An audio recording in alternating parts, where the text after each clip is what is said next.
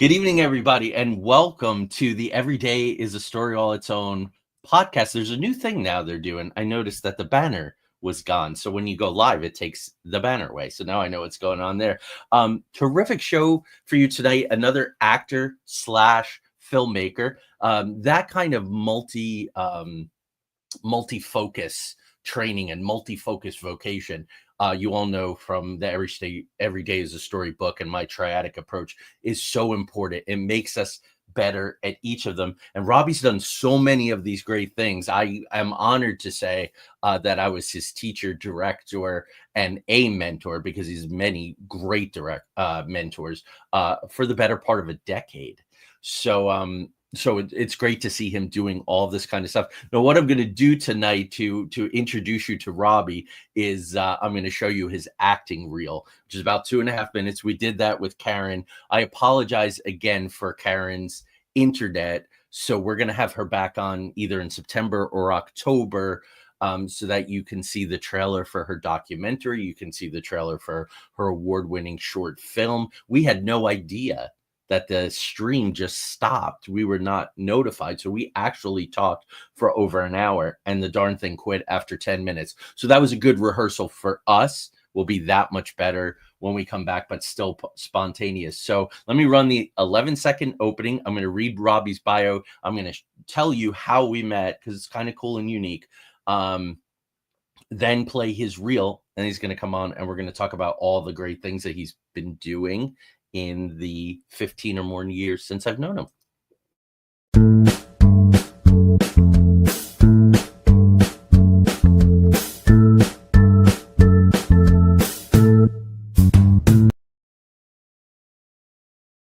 And there it is.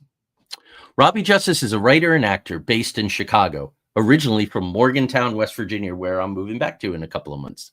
He is a graduate of the Academy at Black Box Acting, an alum of the Second City Film School, which was the Harold Ramis Film School when he attended, and a former member of Seven Stories Theater Company. He's being modest in his bio. When he left us after a decade to go to the Harold Ramis Film School in Second City, of which we were immensely proud, he was actually resident director at the time. He has recently been seen in First Floor Theater's production of Pro-Am, which took home 2 Jeff Awards last year in 2024, and performing his short one-man play, The Hatastrophe, which I had even no idea existed. He doesn't tell me anything anymore, so I'll have to find out from him what his one-man play is, as part of the 2024 Shattered Globe Protégé Program. He will also be appearing in the upcoming short film Death by Chocolate. Robby's written work has received numerous awards at various festivals across the country, and his film work has premiered in Chicago, New York, LA, so you really don't need your films to premiere anyplace else if they premiered in New York, Chicago, and LA. And at Cannes International Film Festival, yes, that they just had, with all the well-dressed, beautiful, famous, rich actors. Robby had one of his films screened there. We were immensely proud when that happened, and that was in 2016. He was still a fairly young lad, so not that he's old now. He has written for the Dominion Post and SteelerNation, and is represented by 10 Management. I guess that's 10, little m, little g, little m, little t. So Robby has lots of things I don't have. Management, representation, which is great, and I have never been to Cannes. So let's so who is this young man? You say, who is this young man who has all these incredible accolades already?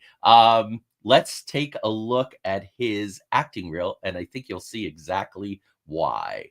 So I want to share my screen, and there it is. And please enjoy. Oh, there's a little bit of cursing. You know what, though, folks? It's all in the name of art, so I'm sure we'll all be fine.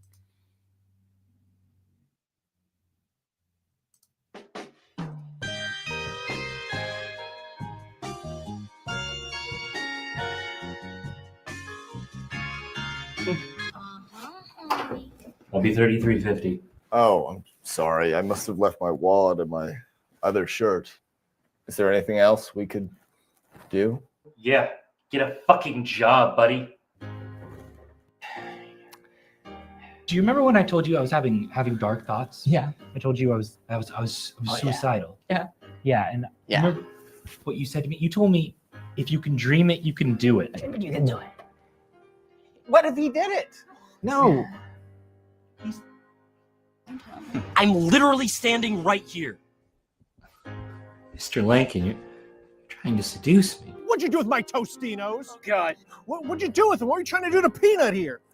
I don't have them. I'm sorry. That's my friend's dog. No, this is my dog Peanut.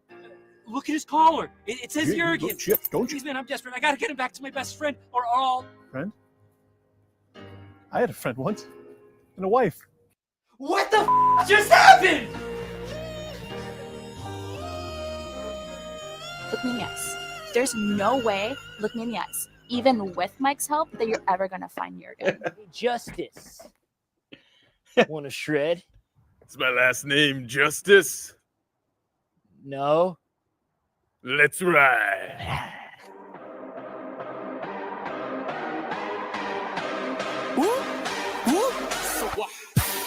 I'm so handsome, and I look like Ryan Gosling. I must be Ryan Gosling. I feel like Ryan Gosling. I feel like Ryan Gosling, and I look like Ryan Gosling. I must be Ryan. I buy it. Hey, guys, I told you, not in front of the girl. Couldn't help it, man. Caught this kid snooping around. Wait. You broke the man.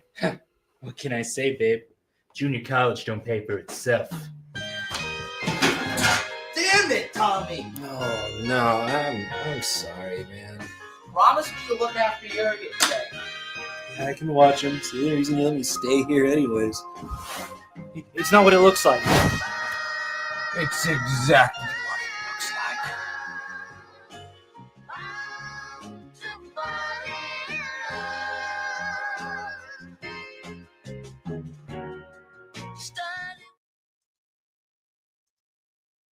All right, so there we go. That tickles me. All right, let's bring on the man himself, Robby Justiss. Welcome to the Everyday is a Story All Its Own podcast. Nice to meet you, young man. Nice to meet you too. Thank you for having me. I'm excited to be here. Yeah. So my very first question is, do you like watching that reel? Do you enjoy watching yourself? I've never gotten good at watching myself. I don't enjoy watching that reel. I've seen it many times, and maybe that's why. that's part of it. Yeah, and that's like filmmaker brain is trying to like edit parts of it out, and then acting brain is like, I wish we had some other takes of that stuff. See, and that's that multifunctional that we're going to get to. I kind of want to go through your history, the last 15 or 16, 17 years of your young life. And then we'll talk some shop if that's cool. A lot of actors can't watch themselves. I think I just put on director mode and I just like to watch and go, okay, you could have done that, or too much gesture there. Or so I wouldn't. Sometimes we do something that's really good and you go, hey, I really like this. Maybe other people will too. Or so so there you go. So it all began, my son Jeremy, who I talk about all the time, and you and Jeremy are very close in each other's wedding parties, and congratulations, you just celebrated a year of marriage. Thank you. There's some underlying themes in your reel. By the way, Robby's been married for a year now. And Jeremy's getting married soon, and you're in his wedding party, very which is excited. But Jeremy came home and to the Holler in West Virginia, and he said, I met this kid Robby. You guys were 15 years old at the time, and he said he is funny. He is smart. I think you guys were doing some scene work in class. Yeah, we met in we had known each other through like school and stuff, but we first started talking to each other. I took like my very first theater class at Morgantown High School, and we were working on projects together in that class. And so he noticed actually that I was reading these books about screenwriting and stuff, and he was like, hey, I know a lot about that stuff too. And that was sort of how we started talking. And you guys actually did write. I found one of your scripts. I found your because we're packing up to move, and I was going through this box, and I found the script of The Telltale Heart. Oh wow, yeah. We wrote a lot of scripts in high school, and I come across them. Actually, I have to send it to you also. There's a video that I found recently. I was going through a really old camera, and I found this video of me and him at like 16, basically like walking a space, plotting a scene for a script that we hadn't, that is lost to time. But I remember that scene specifically. It was like a poker scene between all these characters, and it was me and him like this guy's gonna sit here and the camera will be right here, and it's like 30 minutes long of me and him just like goofing around, coming up with story ideas. And we all carted up to New Jersey to my dad's property for 3 days or so, and did a short piece you did called Stumped that you guys wrote and co-directed. That my high school buddy Ralph was in. That was a fun piece. Oh, my dad's in it, being inappropriate with a willow tree. Yes. But that was funny that he did that. So he told us he was only going to do one take, and it was good. It made the film. Yeah, you know, who does that remind you of? Frank Sinatra and Al Pacino. So who could argue with that? One take, fellas, then we're out of here. So get it right. So then you're studying theater in a number of places. You're still with the theater company, and you start to get into filmmaking. So tell us, about that. So I mean, I kind of came through. I got to theater through filmmaking. I was thinking about this earlier about like I had decided that I wanted to be a screenwriter first. I decided that I wanted to write. And then I saw this acceptance speech from Dustin Lance Black when I was in high school, and he was accepting an award. And I literally had never occurred to me that writing for movies was a thing. I don't know. I just didn't really know how it worked. And I saw him talk about it, and I saw like how powerful that was, and how and that I got really excited about that. And so I started reading all these books on screenwriting, and they almost all say the same thing, which is that if you want to be a good writer, you have to learn how to act. And so that's actually, I started reading those books, and that was actually how I decided to take a theater class, and I met Jeremy. And then so I started through screenwriting, and then made my I made those shorts with Jeremy in high school, and then college was when I made me and our other friend Max Gould, also a student of Joey, made some short films for this thing called Campus Movie Fest, which is basically a big program. They come to your university.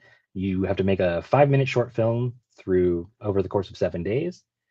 And so we made a whole bunch of shorts with a whole bunch of friends over the course of this 1 week.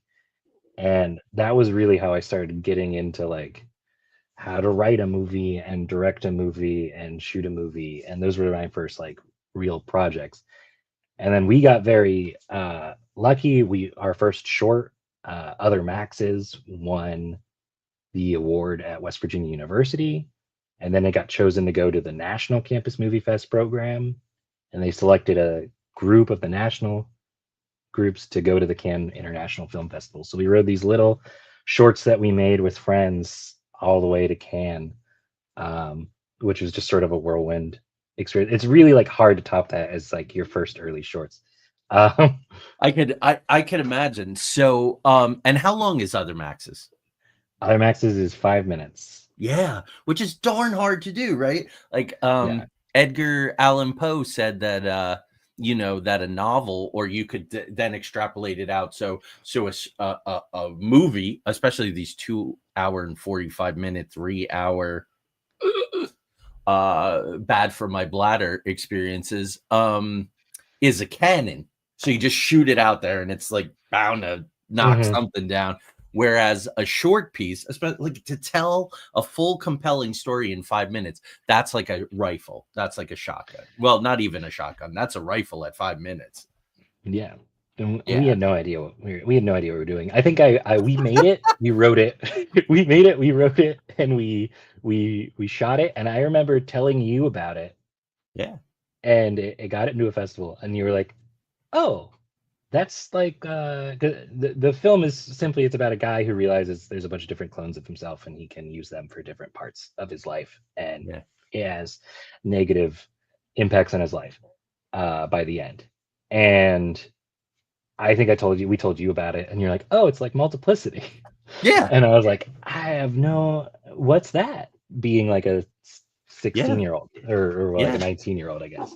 Yeah, because there are things that are about things, and and I love it. Can anybody see that? Is that housed any place publicly? Other Maxes? Yeah, Other Maxes is on YouTube. It lives with the Campus Movie Fest channel. It's now almost 10 years old, but it's buried back there. It's Other Maxes, Maxes. People can check that out. We made a few other shorts with them. We got lucky the next year and also made Max directed a short film called Mormons in the Morning the next year, which ended up on also got us to go again the next year. And I act in that one, and that one's also out there on cool. And that's on called YouTube. Mormons in the Morning. In the Morning. And but while you were there at Cannes, not only did they screen your film, but then they paired you with other filmmakers from around the world, and you had the opportunity to put a short project together, right, from scratch. Yeah. So Cannes Film Festival has this whole thing called Short Film Corner. So that's where our short films got to play. And there's hundreds of short films all across the world. It's a really cool area. You can just go over there and sit in screening rooms or invite people to screening rooms to watch your movies, and that was really cool experience. But we got partnered with another group called Creative Mind Group, which is this really great program where you can go. They go across different festivals across America, and they also go to the Belgium Film Festival, the Toronto Film Festival, and the Cannes International Film Festival. And they split people up into groups. And one of the groups is the filmmaker program, which is what me and Max did because we couldn't really understand why we would go and not try to make a movie there. So the filmmaker program, you get split into different groups with a whole bunch of different people throughout who are in the program. So I got to meet, people from Italy. I got to work with a guy from Bulgaria. I got to work with a filmmaker, other film students throughout the US. Some of them were in their later 20s, early 30s. And you get paired with these random people, and similar to Campus Movie Fest, you make a movie. You get to meet them earlier, so you can sort of plot out ideas ahead of time, but you get to work on a short film while you're there, and then at the end of the festival at Cannes, they screen your movies, and then there's a big award show. And I worked on this project called Someplace Nice the first year, and it's about two guys who are stoners. It was in my reel, who kind of don't know where they're going, and they accidentally end up in Cannes, France. They think they're heading to Nice, which is a nearby town.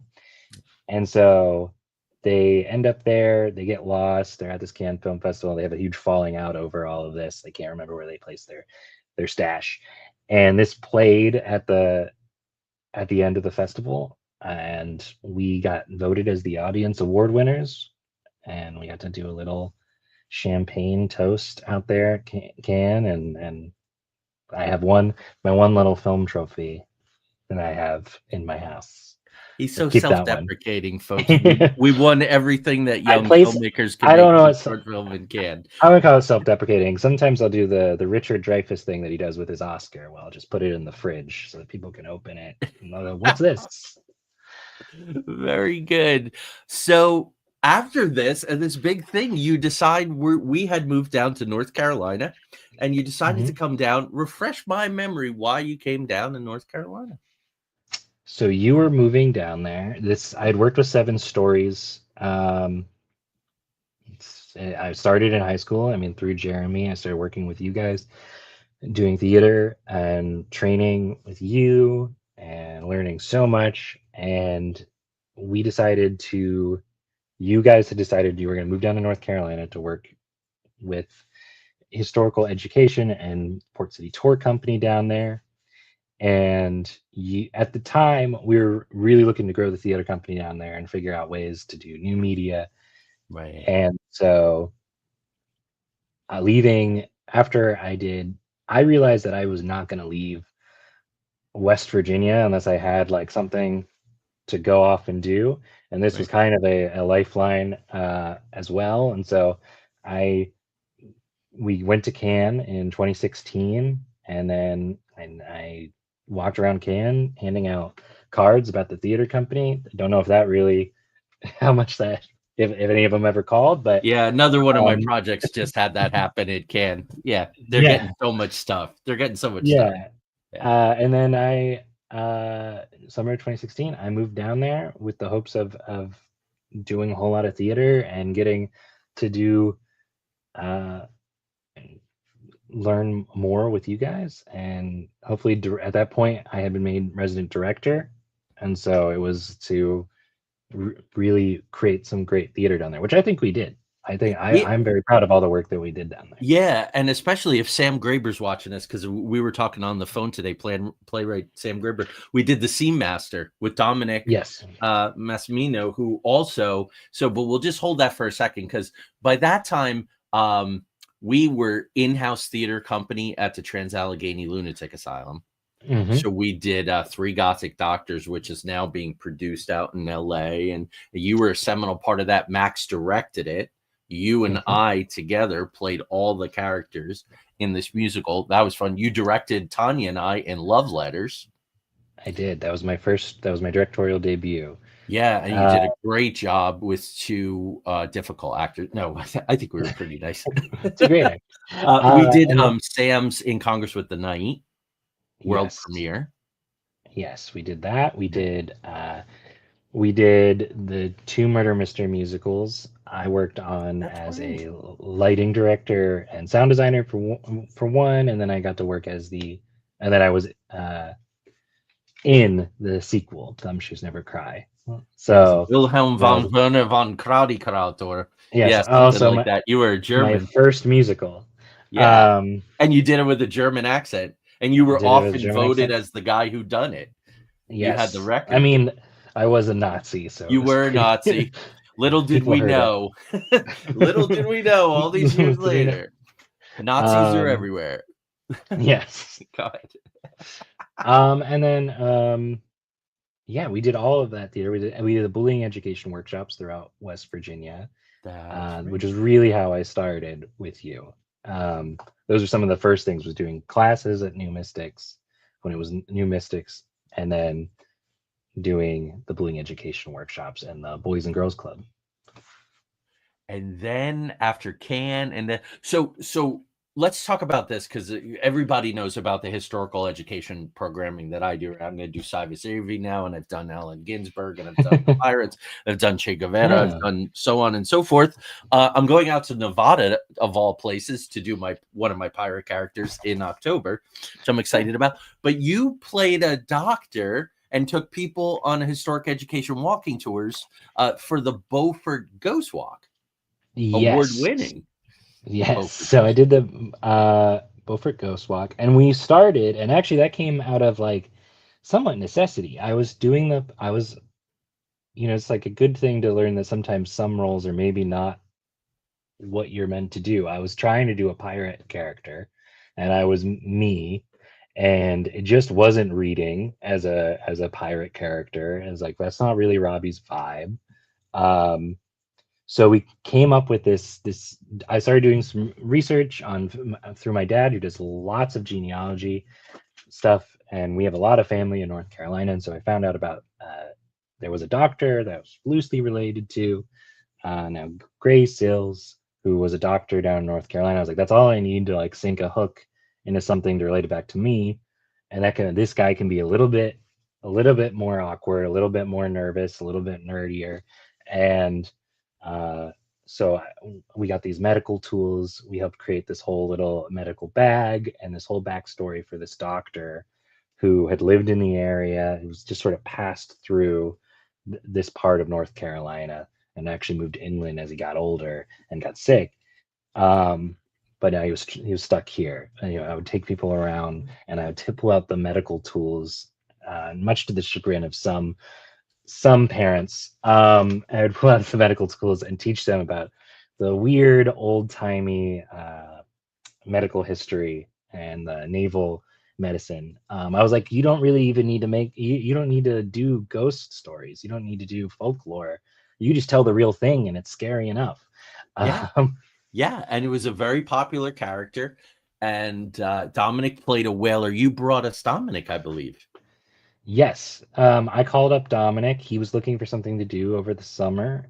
He had done some other work out in Boone, North Carolina, and he was looking for somewhere to go. And he jumped at the opportunity. He auditioned with you, and he did this great whaler character that people loved.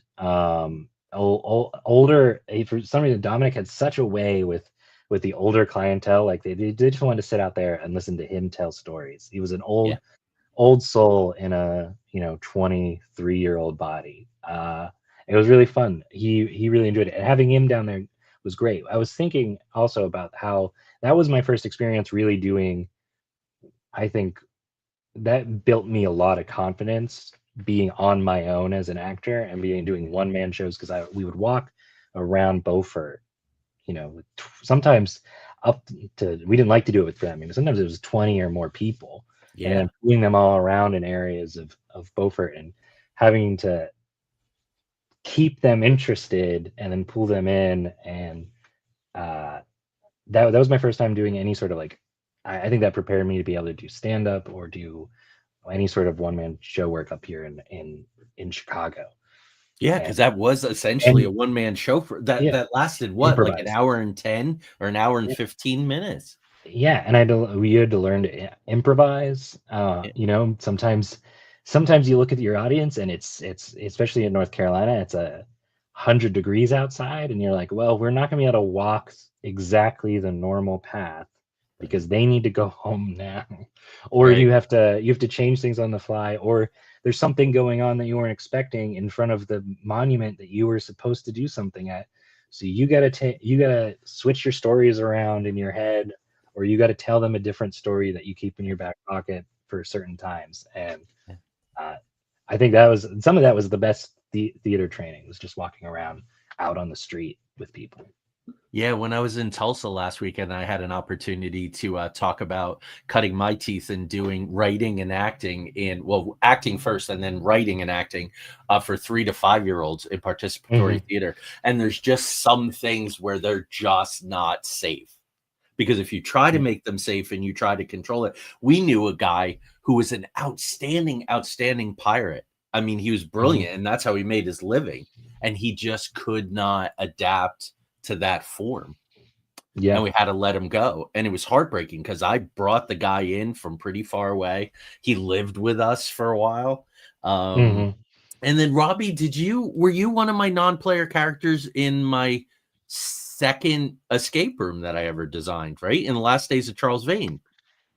I would come out as Callum McGregor, as the son of Angus McGregor. I would come out as that for one of the non-player characters for that.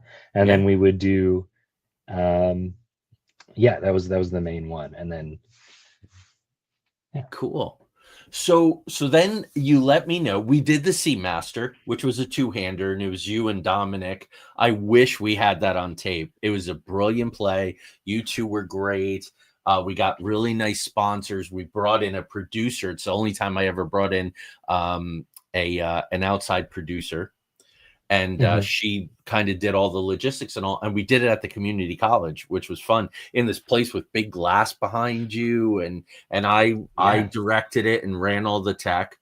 We rehearsed in the living room of my townhouse. Wasn't even a living room. It was sort of my office. I don't even know if I think we got to do a walkthrough in the space, but I don't think we ever got to do a full run until the first night in the space. And that was the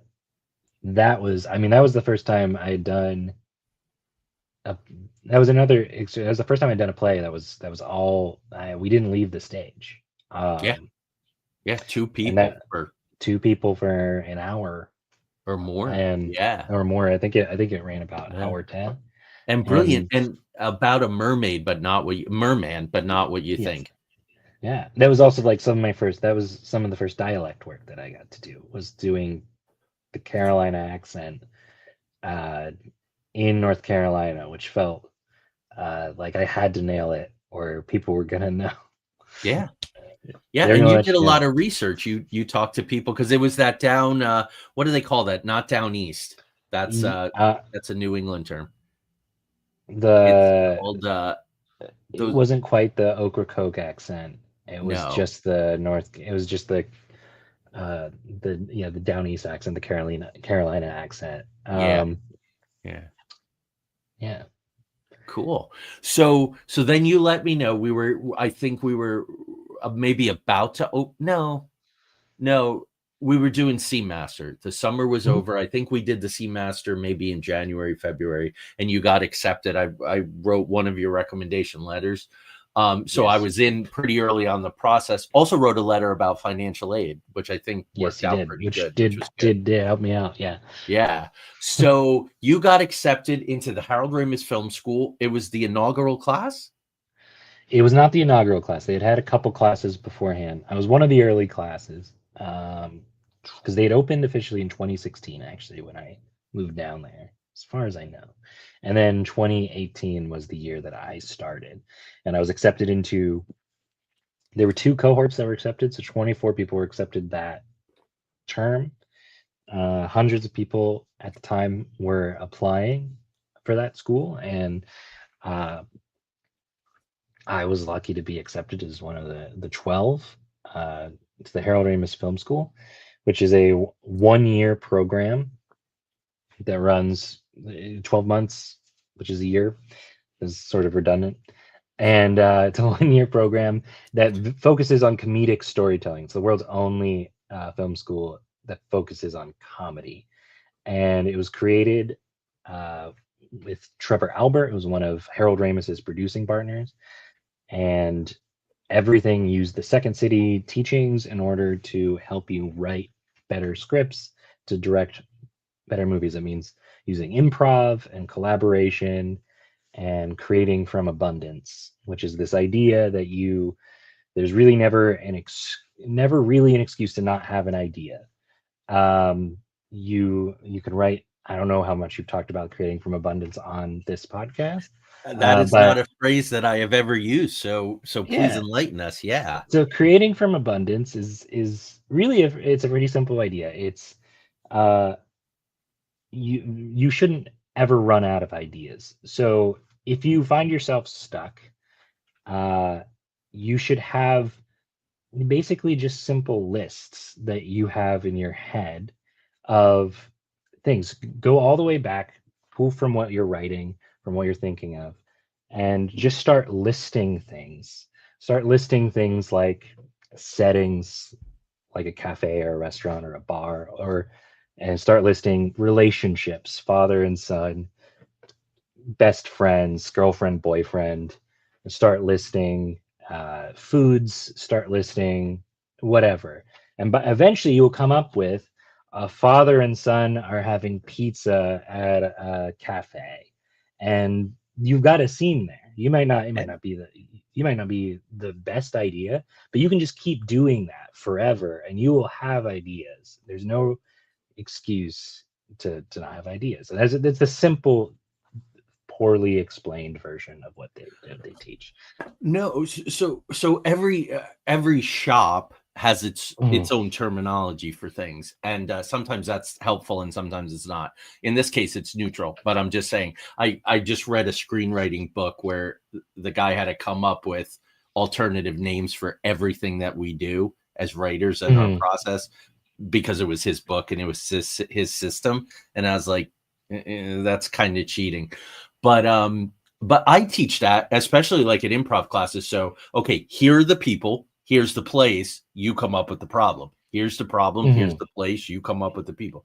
So yeah, and it is absolutely endless, especially if you're all working together. So after that year and all of those experiences, I just want to say, in 2005, so I didn't know you yet, when we had our acting school in New Jersey, at the same time, I got asked to present at a big theater conference in Chicago. And I loved Chicago, and it opened up my mind to so many things. And I was getting very into Mamet and like anti-school stuff, and it caused a rift with my more traditional business partner.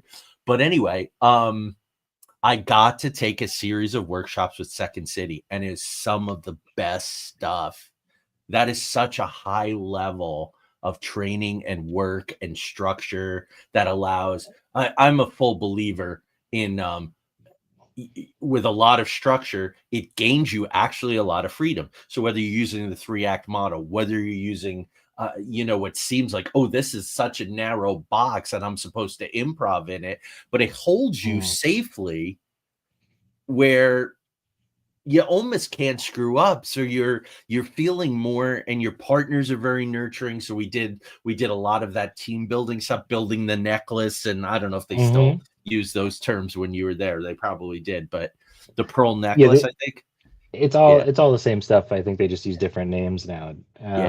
But yeah, those collaboration exercises, I found it like, I first got the improv interest through your classes, and then because you taught some of the Spolin games and some of the some dramatic improv, and then we did some workshops with Steve Goff, and then we did so that was my first interaction with it. But then I found it to be so useful for everything since coming up here. So you do the full improv program within the film school program. So you go through the improv program, and then following that, I did the conservatory program at Second City, which is the theater, the stage version of that, which is you build a Second City style show, which is a 2-act sketch show. We do 1 act because you're students, but you use, their big thing is improv to sketch. So use improv as a creation tool to come up with ideas that you can eventually write into 1 to 5 minute sketches that you create with, again, a group of people you've never met before, which seems to be a thing that I really enjoy. And then you create a show together at the end of the year. And it's a very invaluable program. I have all these sketches and lists of stuff that it just forces you to make stuff. I think programs like that are very useful when it comes to improv. Just forces you to make things, forces you to try, and I think that's insanely helpful. Yeah, because there's really nothing that you can lean on except for your partners. Yes, and if there's no forward motion, it dies. There's no we lost our place on the script, or it dies. So it's very active. I love the way you explain that. So that was the conservatory program was a second year then. Yes. So I was crazy enough to the film school was very intense. It's your class every day, basically 9 to 5, and then you were trying to work afterwards. And if you're like me, you're like trying to afford your Chicago apartment on like working in a box office and ticketing and stuff. So you are going to school 9 to 5. You're writing. Part of the film school program is you have to write a full script, and you also have to make a short film at the end of the year. So you do that, and then I decided I wanted to do the conservatory program. I auditioned. You have to audition to get in. I auditioned. I got in the second time. I didn't get in the first time. And then we did the conservatory program, and that conservatory program went all the way up until our very final show was the end of February, early March of 2020. And so everything shut down. Yeah, something kind the day of our last happened there, right? I don't know why they had to cancel it, but they canceled it. Yeah. So and you adopted Chicago as your home for now, but you've now been in Chicago for seven years. 7 years, January of 2018. I met my wife at the film school program, Murphy, and we have lived here since. And so what does a creative day in the life of Robby Justiss look like now? Because you got stuff going on. A creative day, a good creative day. Well, it doesn't have to be a good creative day. If we're just showing up and being creative. But I mean, what I'm saying is, what are the projects you're working on? Yeah. How much acting do you do? How much writing? How much directing? Because you're doing a bunch of stuff. I have a bad habit of agreeing and doing a lot of things.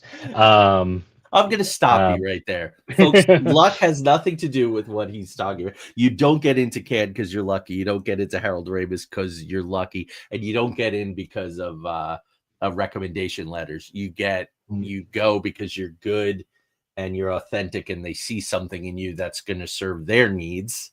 Yes. And make them look good. So let's be honest, that's how it works. I was watching Kurt Russell and William Catt audition for Luke and Han today. Oh yeah.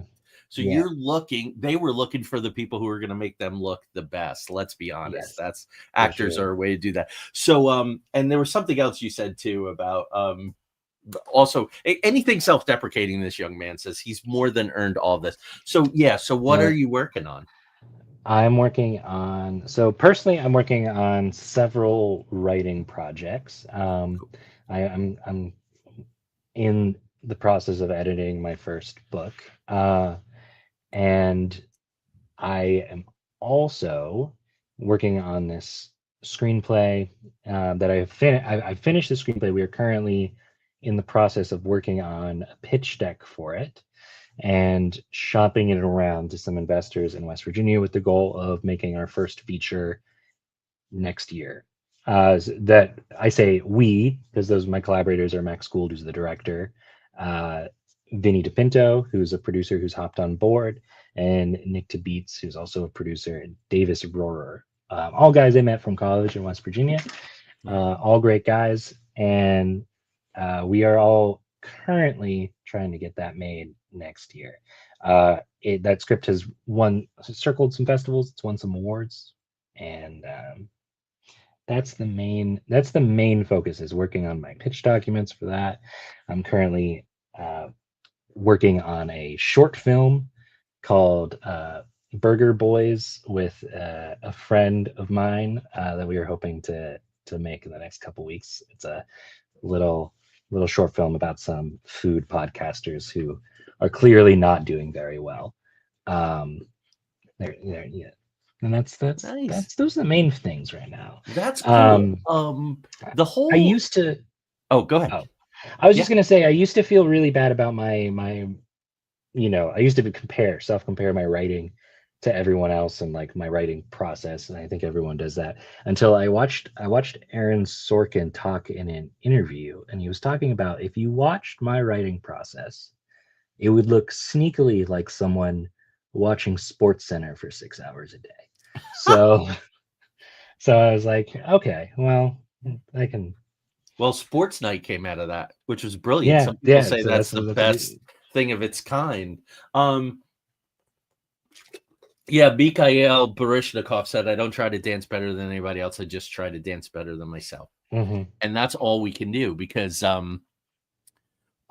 if Wes Anderson was looking around and going, nobody's really doing what I'm doing, so maybe I shouldn't do it. No, that's a reason to do it. Just do it well.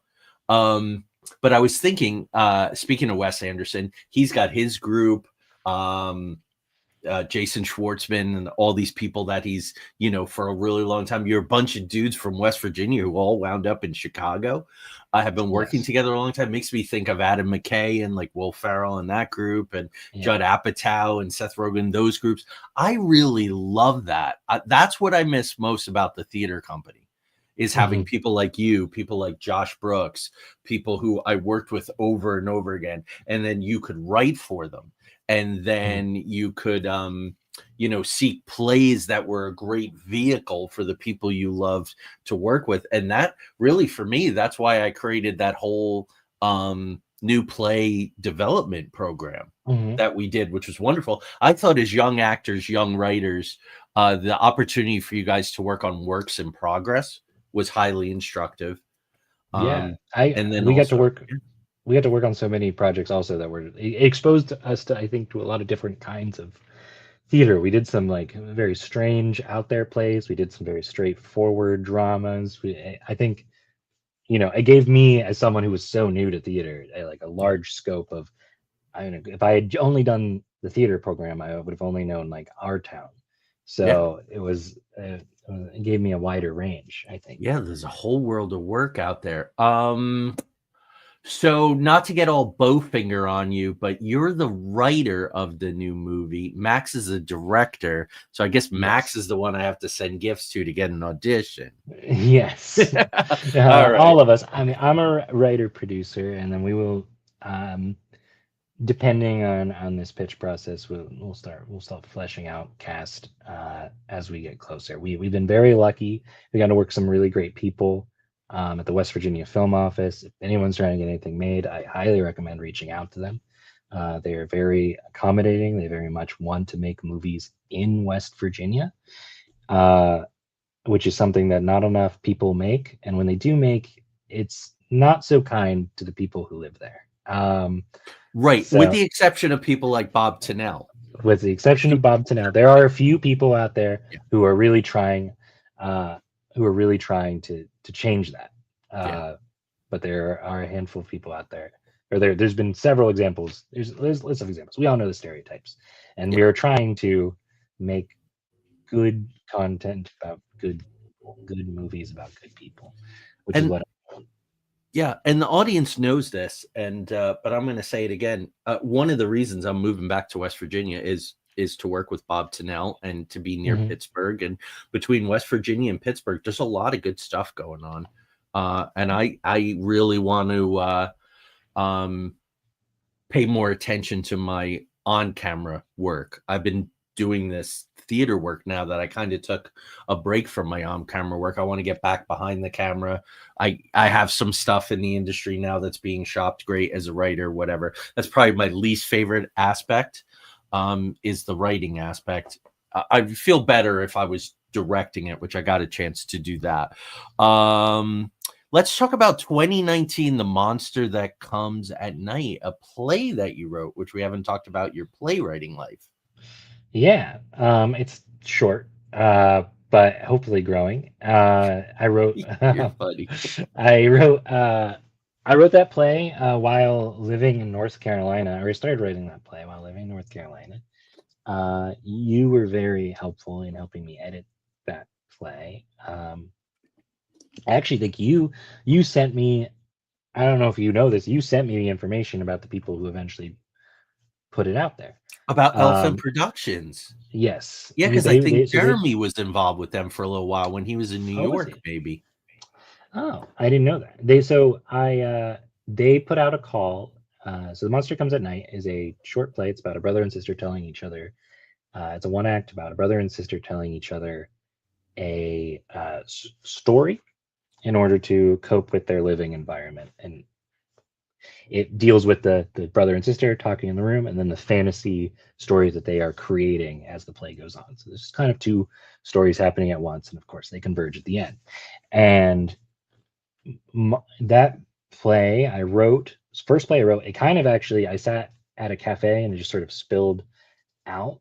It's semi-autobiographical, and I sent that to they were doing this play call about plays about opioid addiction, which that play deals with, and they took 4 to produce, and mine was one of them, and they created an audio drama as part of it. And that was the first time I actually really, I think, had the experience of writing something that people, and you've dealt with this a few times now, or several times now, with people very far away from you who don't know really anything about you or producing your stuff. And that was a really interesting experience from a writer perspective, where I had made everything that I wrote, or friends had made it. So I was very involved in the process.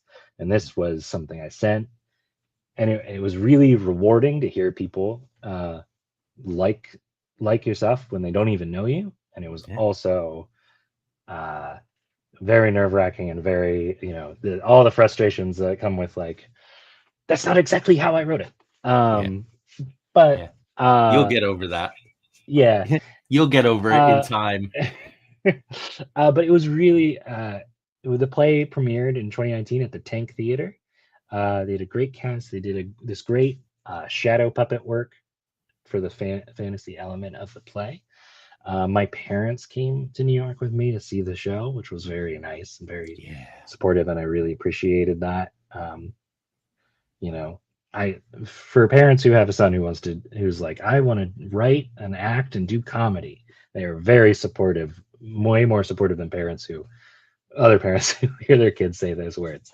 I'm very lucky in those regards. They came to everything that they could come to.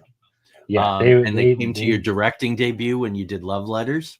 Yep, and they came to my film school graduation. They came and saw the movie, and even if they didn't like the content of all the movies, they came to support, and I'm very thankful for that. I'm very lucky in that regard. But that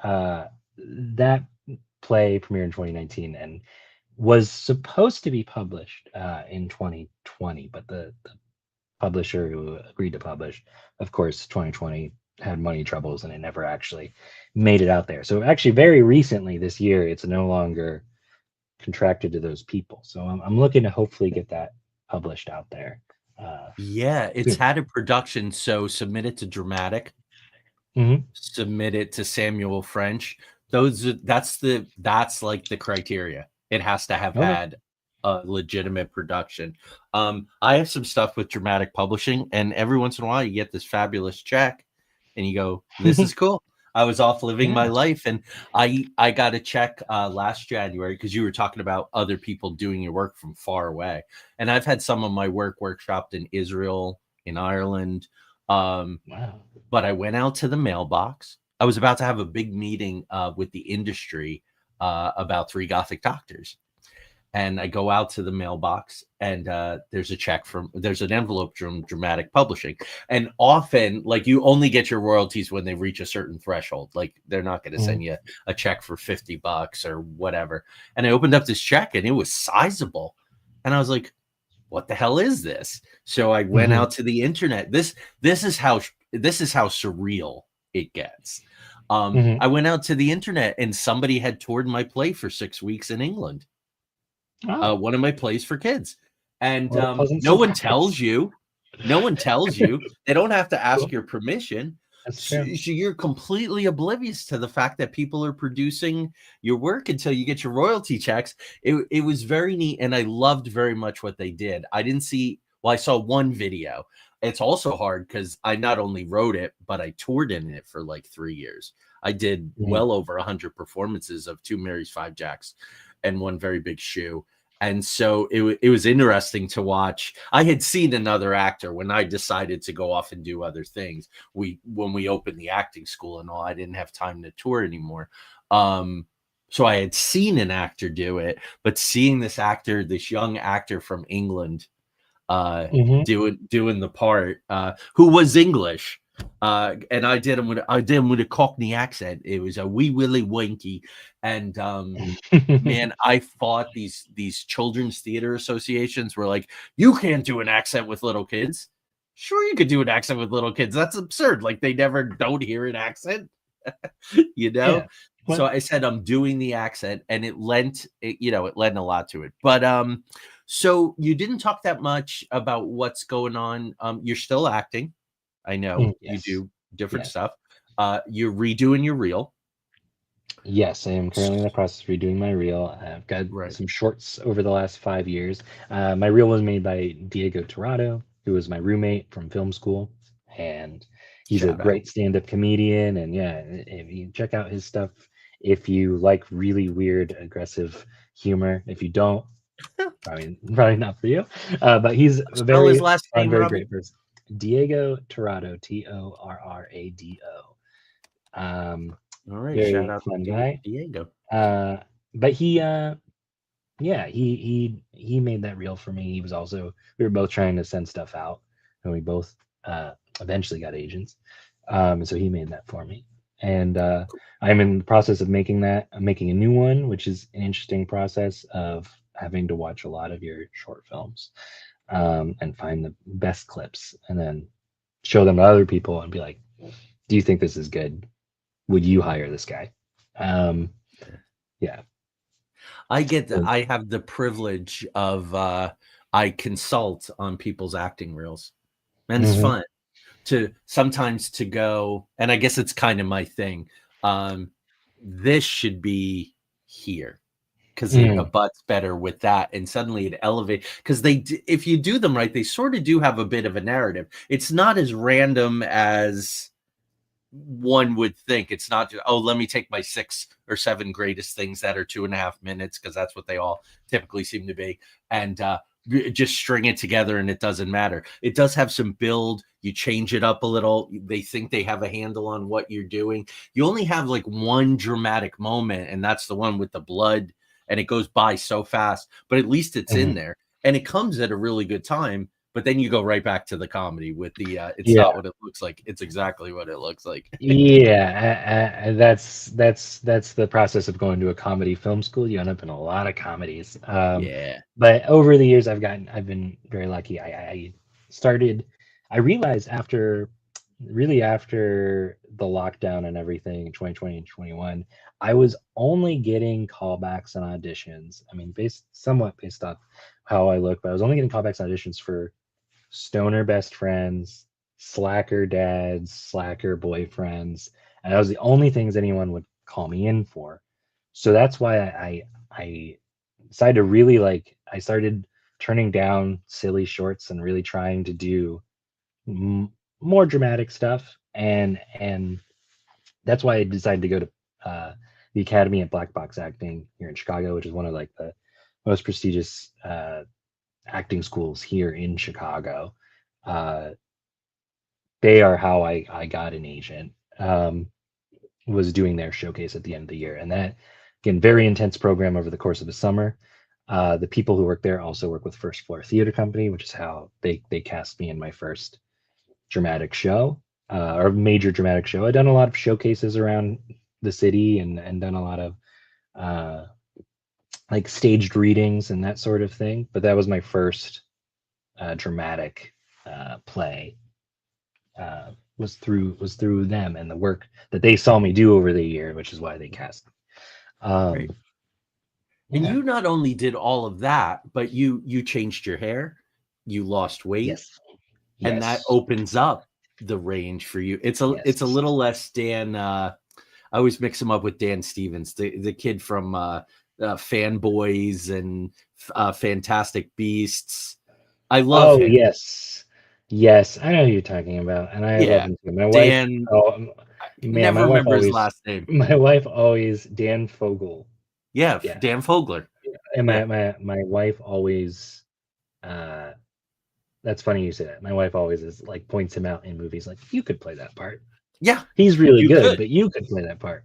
And that teaches you a lot. I know my mentors, and when I was growing up, and when I had my agents in Philadelphia and New York, I say when I was growing up. So you go to college and you learn all this stuff, and I did 9 plays where my friends were going to BFA programs where they were like guard number 1. Meanwhile, I played the leads in 9 plays, but you still go out into the world and you realize, oh, this is the work. This is the work and all that. And I always paid attention when people said, you really remind me of, or especially my teachers and directors, they would say, there was an actor, Danny somebody, and he didn't have a very long career, but he worked a lot. And at the time, they're like, there's no reason why you couldn't be doing that work. And so you pay attention to that work, because let's face it, I've directed, you've directed, I've cast a ton of stuff. I've held auditions for writing programs and acting programs in school and plays and theater company auditions. You make your decision about a person surprisingly fast, surprisingly early, and very rarely does someone change your mind. Yeah, well, that's one of the hardest things, I think, having to learn, going through all these commercial auditions and theater auditions and film auditions in Chicago is trying to tell yourself, how much, you look at who they cast and you're like, it probably had nothing to do with what you did. It has there's so many other factors when it comes to how people cast or why they cast. It's like they needed someone who was, they needed someone who, they had a really tall actress, so they needed someone who was taller than her, and you're just not. Or they had, it could come down to so many little small things. It come down to who people know or related to, and just it's not worth. It's not worth like getting bent out of shape about. One of the very interesting things that we did in an acting class was that I thought was beneficial and a very hard day for several people in the class was we did a commercial acting class, and they would pull everyone up, and you would have to sit there in a chair as yourself, just sit there, and then everyone would watch you for a minute, just sitting there, and then they would all say the types of roles they thought you could be cast as. Oh. Yeah. So, and it was really, I thought really, I mean, it could get mean if you were running the class wrong, but but it was actually very helpful. It was like, I see you as a dad. I see you as a IT guy. I see you as tech expert. I see you as I see you as all these different things. You might not know that you could go out for, parent roles yet, but then all these people are saying it. So clearly people see you as that, or you might not know that you could go out as the villain, but these people see you as someone who could play that. Which is a huge compliment, actually. After I got out of college, when I got to college, right? So they recruited me. I got a big scholarship, and they were like, "Forget all this Rodgers and Hammerstein, not pretty boy," because I was never a pretty boy. That was part of my problem. I wasn't character-y enough. When I had my two agents, that was the problem. I wasn't a Danny DeVito. I wasn't a, guys like that, but I wasn't muscular and super, super handsome. I have this Muppet nose that I have to deal with all the time. I'm growing my beard back now that I debuted my character until January when I have to shave it off. So, and in Philadelphia, I was with Mike Lemon, who's a very popular casting director. I had a really good agent. I was going out every week. And there started to become this pattern where I would do an amazing audition and the phone wouldn't ring. What's great about going out every week is you can see those people because you're back in the room and you're like, hey, what happened with that Channel 7 news spot? Oh, they went with the pretty guy. And there was this pretty guy, and we were just similar enough. And the trending was pretty guy. We're always going to take the pretty guy. Between the guy who's not quite a character actor and isn't quite the pretty guy, we're going with the pretty guy. And, Robbie, I fired both of my agents. I went up to, there was a guy, Peter, I can't remember. He was he trained young people, and a lot of his kids blew up. They were one of the Home Improvement kids, and Punky Brewster was one of his kids, and a girl playing Annie was one of his kids. The Little Rascals movie. Peter, I can't remember. And we got free acting lessons, and we got to I did my biggest showcase in the Douglas Fairbanks Theater in an off night of nonsense. So I worked with this guy Boris from the Russian Moscow Art Theater.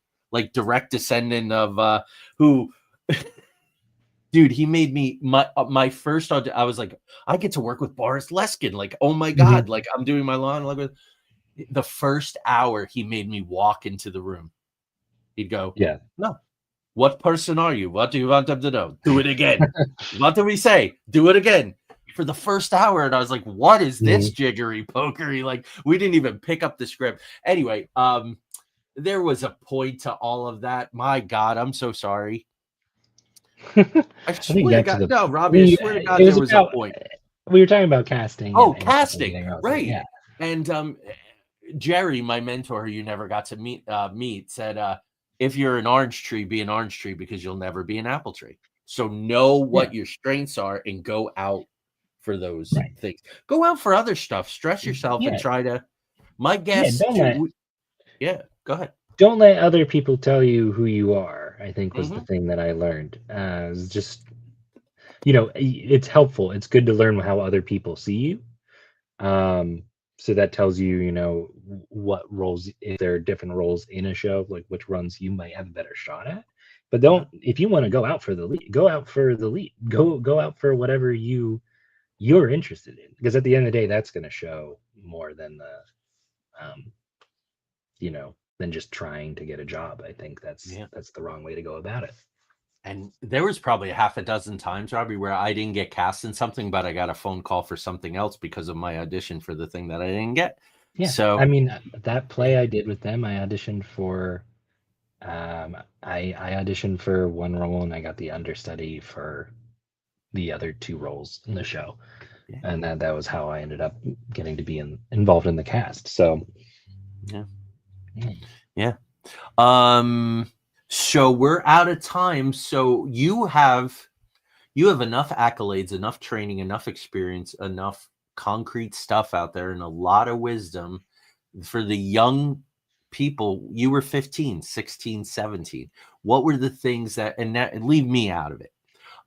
What were the things that really stuck, and what should they be looking for as far as training and experiences if they're really serious about this?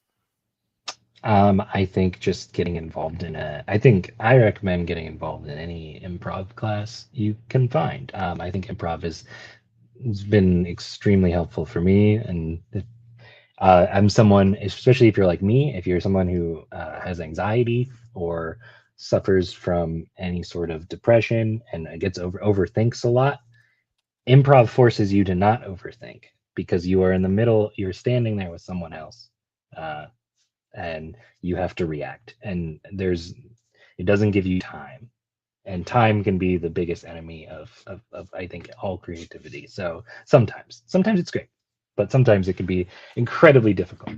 So I think improv's great. I think Chicago is a great place to cut your teeth if you want to act, if you want to write, if you want to get involved in theater. There's so much great theater that you can get involved in. It doesn't all pay, but when you're starting out, those are the best places. And then so many things I learned from you. You told me that story about your Russian teacher, and that has stuck with me for my entire life. Is like, know who you are and what you're doing before you walk onto the thing. Yeah, I mean, I'm still learning every day, so I'm still trying to, I know that's what the show is about. But cool. I think that's it. So we will keep good thought, especially for the film project with West Virginia. That will be awesome. I really do want an audition. Robbie doesn't let me read any of his stuff anymore, so everything is a surprise. There was one last thing I wanted to ask you, in all seriousness. So your first book is a novel, if I remember right. That's based on your Harold Ramis Sr. project screenplay, right? Yes, I wrote the screenplay called Thistledown, which is semi-autobiographical, as everything is if you read far into it. But I wrote this script called Thistledown. It's a coming-of-age drama comedy about some kids working on film projects when they're in high school after their best friend passes away. So they are trying to finish it, sort of in memory of him. And so it's this drama comedy. It's kids running around West Virginia trying to make a movie. It is currently, I am adapting it into a book, as I thought that might be a better avenue for it. That was some very sage advice you got from one of your teachers, if I remember correctly. Yeah. Was it? I think so. I think that's what you told me. I think they said because you were pushing it, it was getting some attention, and then it sort of, that stopped, which sometimes that happens. And I thought somebody said you might want to consider adapting this, but maybe it was just that the teacher really liked it and you decided to give it a new They said if you want this to get made how you want it to get made, either you should write it as a book or you should do it all yourself. And like go get some phones, because it's a story about teenagers and it's a story about home. And one day I hope to see it adapted into a movie, but I think right now as a book it will have a better life. And also I've always wanted to write novels. I've been reading since I was a very little kid. Used to get in trouble for bringing bigger books than the other kids. So I they thought I was showing them up and making them look bad, and they complained. So yeah, I learned so much great writing and writing classes from you. I mean, Thank you. That's up to say. If you want writing advice, go to Joey. Well, thank you. I appreciate that. Folks, next week I'm going to come back with something that I don't think, Robby, you might want to tune in next week. Have you done any work for hire yet? I have done a little bit of work for hire. We should have talked about that a little more. It's an odd bird, right? Yeah, work for hire. It's a very different, you might love something but you're beholden to someone else. And I think it's interesting. Yeah. And my career for the past 10 years and the largest percentage of my money as a creative has come from work from hire. So I'm doing an episode on it next week. There's an art form and there's a mindset. I call it I don't want the credit, which is a reversal of the Dustin Hoffman character in Wag the Dog. I want the credit. You can't get the credit. You don't. And it's your work. Yeah. Although I have had that happen. So all the best. Congratulations again on your first year marriage. And I know you have a lot of things in process, even maybe opportunities outside of Chicago and all. So next spring we'll have to have you on and you can tell us everything that's in process. Yeah. What's going on? Yeah.